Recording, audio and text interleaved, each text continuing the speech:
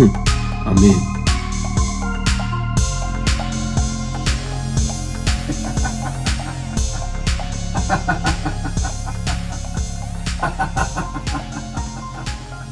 Yes, yes. So that's not actually what happened, but it does make for a much more interesting story. No, what actually happened that caused Solana's network to go down for about 17, 18 hours on September 14th was that there was a glitch in the system. The glitch caused the number of transactions to spike up to 400,000 transactions per second, or TPS. The network says that they can handle up to 50,000 per second, but when this 400,000 transactions per second started to hit, that's when things started to go a little haywire. Basically, nodes started to diverge from each other, or what is called forking. They started forking from each other. And when this happens, a lot of times bad actors can come in and create situations that are only advantageous to them. One of the biggest issues that can happen during this time when a network starts to fork is that they can do an action called double spend. Double spending is basically when party A sends party B 5 SOL tokens, right? But that 5 SOL tokens isn't taken out of party A's balance. And so they can send it the same 5 tokens again to party C, party D. Essentially, they can just keep creating money over and over again when these networks fork. So that's not an ideal situation of what you want to happen on your blockchain network. A lot of people seem to be excited that Solana can handle, or at least get up to 400,000 transactions per second. A lot of people claim that that's pretty bullish of the Solana network. And a lot of people also think that this glitch kind of points to how centralized, actually, not decentralized, centralized that Solana is. And that's not always good for blockchain networks either. So just to backtrack on Solana, they've been on a tear ever since that market crash back in May. They jumped up all the way to $100, and they stayed strong throughout the summer when other coins were not doing so well.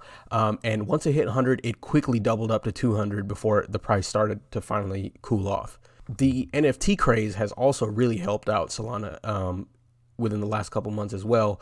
NFTs have become very popular, and they've become very expensive on the Ethereum network because of their gas fees.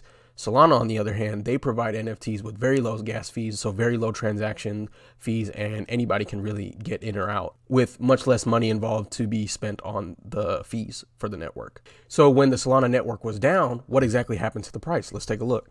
So Solana's price was already in a downward trend for the last week anyway, but when the network went down on the 14th, you'll see that it opened,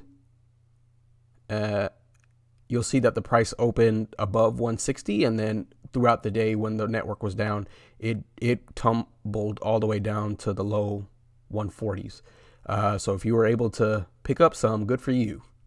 That was a very good dip that Solana, I think, needed anyway after the crazy run that it's had. Look at that chart.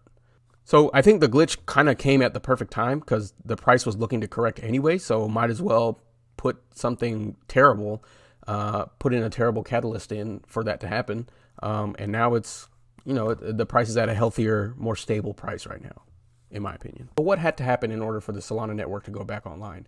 According to this Twitter account, Solana Status, the validator community successfully completed a restart of the mainnet, and they upgraded it as well. So everything started to recover over the next couple of hours, and now the full functionality has been restored. The amount of centralization versus decentralization is what helps keep a network safer from these types of attacks. That's why I found this tweet so interesting, that they talked about how centralized Solana is, that this may be an issue that happens more often, could happen more often with Solana versus another blockchain project that's more decentralized.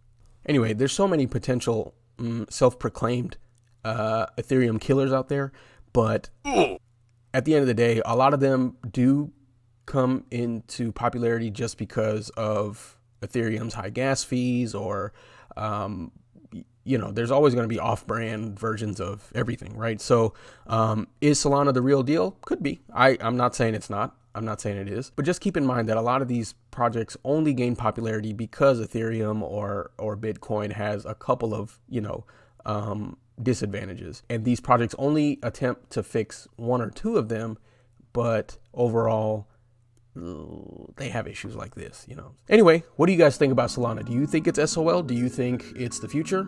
I don't know. I'm full disclosure, I only have about one or two Sol coins, so I don't really care.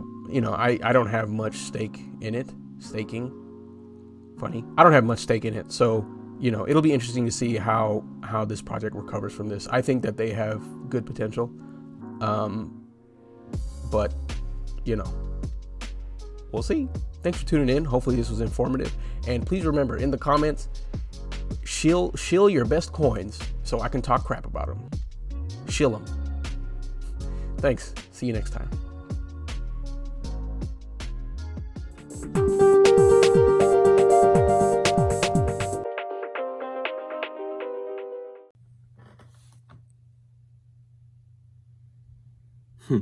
I'm in.